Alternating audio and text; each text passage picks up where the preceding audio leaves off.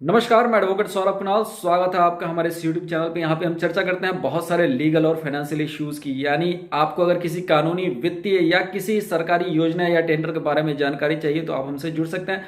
मित्रों, आज का जो वीडियो का विषय है वो बिहार में जो खनन विभाग है वह कुछ नए जिलों को बालू घाटों के खनन में लाने की सोच रहा है।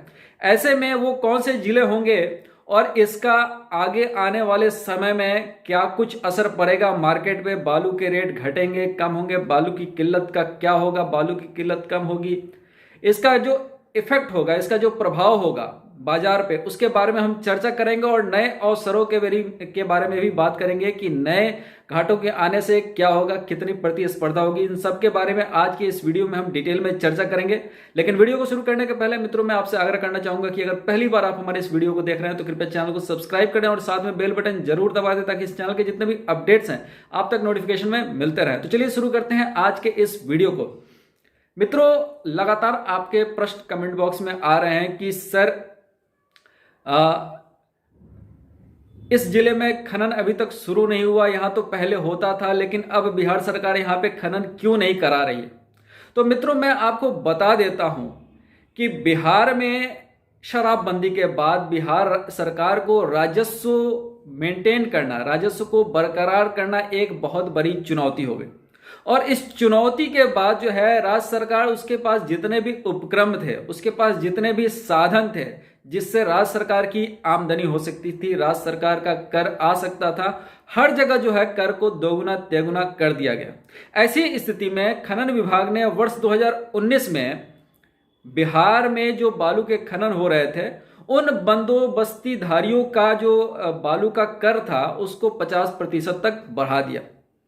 ऐसे में जब दोबारा 2019 में बालू खनन के टेंडर हुए तो उसमें लगभग 13 जिलों के जो ठेकेदार थे, बालू के ठेकेदार थे, उन्होंने सीधे मना कर दिया, हाथ खड़े कर दिए कि इस कर को देके वो बाजार में अपने आप को प्रासंगिक नहीं रख सकते, बाजार में टिक नहीं सकते। ऐसी स्थिति में उन्होंने जो है बालू ठेका लेने से ही मना कर दिया। और बिहार में 13 जिलों में, मैं बता दूं कि वर्ष 2017 में बिहार में 29 जिलों में बालू का खनन हो रहा था और बिहार के 29 जिलों से बालू का खनन हो सकता है। लेकिन वर्तमान में बिहार सरकार ने मात्र 16 जिलों में ही बालू का खनन को शुरू किया है। अभी भी 13 जिलों में खनन हो सकते हैं, लेकिन बिहार सरकार की नीतियां कुछ ऐसी हैं कि ऐसे में किसी भी बालू ठेकेदार के सामने यह संभव नहीं है कि सरकार की नीतियों को मानते हुए वैध तरीके से जो है वहां पे खनन करके कुछ धन अर्जित की जा सके। इसलिए जो बालू के ठेकेदार हैं, इन 13 जिलों में बालू के ठेके लेने से सीधे सीधे इनकार कर दिया। ऐसी स्थिति में अब जो है बिहार सरकार उनसे निविदा लेने के लिए तरह तरह के उपक्रम अपना रही है, लेकिन फिर भी यह संभव नहीं हो पा रहा है क्योंकि निविदाएं आ ही नहीं पा रही हैं। तो पूरी बात है वो यह है कि जब तक बिहार सरकार अपनी नीतियों में जो परिवर्तन लाने हैं वो लाएगी नहीं, इतना ज्यादा 50% तक का इजाफा कर दिया गया है बालू के ठेकेदारों का जो कर होता है उसको। उसके साथ जो स्टॉकिस्ट होते हैं उनको भी लाइसेंस की जरूरत होती है। उनके लाइसेंस में भी जो है हर साल जो उनका हर साल का सालाना जो फीस होता है, जो शुल्क देना पड़ता है रिन्यूअल के लिए, उस रिन्यूअल शुल्क को भी उन्होंने लगभग दोगुना कर दिया है। इस तरह से जहां जहां भी बिहार सरकार को लगता है कि उसकी आय, उसकी आमदनी बढ़ सकती है, वह उन सारी जगहों पे जो है जो पहले के मुकाबले जो है अब दोगुना तिगुना जो है कर को बढ़ाया जा चुका है। ऐसी स्थिति में अब जो भी यहाँ के जो भी माइनिंग से जो भी लोगों को कर मिलता था, राजस्व मिलता था, वहां पे जो ठेकेदार हैं, जो बालू के ठेकेदार हैं, अब उनका टिकना भी मुश्किल हो गया। तो बिहार सरकार के सामने अब ये चुनौती है कि जिन 13 जिलों में पहले बालू के ठेके, बालू का उठाव होता था, बालू का खनन होता था, उन 13 जिलों में क्या उनका टेंडर हो पाएगा? ये बहुत बड़ी चुनौती है।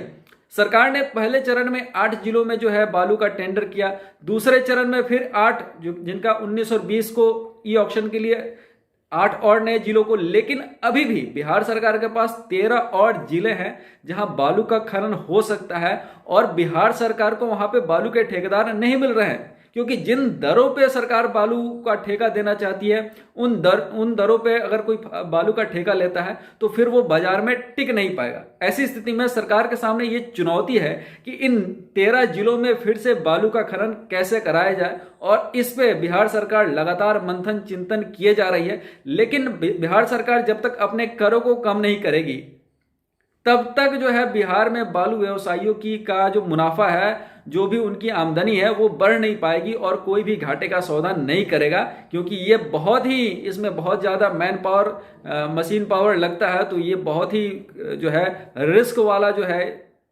ये बिजनेस है। तो इसमें जो कोई भी आता है वो चाहता है कि वो अगर इतना में बालू काटे तो उससे मुनाफा भी कमाना चाहता है, उससे कुछ आमदनी भी करना चाहता है। लेकिन ये जो नीतियां हैं, इस तरह से बगैर किसी कंसल्टेशन के, बगैर लोगों के बीच एक रायशुमारी के, जब राज्य सरकार जो इतना इजाफा कर देती है, 50% तक का जो इजाफा कर देती है, तो वैसी स्थिति में बिहार में अब जो इन 13 जिले हैं वहां पे बालू के खनन एक तो हो नहीं पाएंगे, बालू का कोई टेंडर के लेने वाला होगा नहीं। ऐसी स्थिति में बिहार में जो बालू के रेट हैं वो आसानी से कम नहीं होंगे, बिहार में बालू की किल्लत आसानी से कम नहीं होंगी। और जब तक बालू की किल्लत रहेगी, बालू की कीमत की कमी रहेगी, तब तक इसकी कीमत आसमान छूती रहेगी। किल्लत, कमी, बालू की कमी और कीमतों में एकदम लगभग एक तरह का रिश्ता है, सामंजस्य है कि जब कमी होगी तो कीमतों में अपने आप इजाफा हो जाएगा। तो ये जो है पूरा तरह ये अर्थव्यवस्था, इकोनॉमिक्स के प्रिंसिपल पे ये चलता है। तो अब तक का यही अपडेट था, मिलते हैं फिर एक नए अपडेट के साथ, तब तक अपना ख्याल रखिएगा। नमस्कार।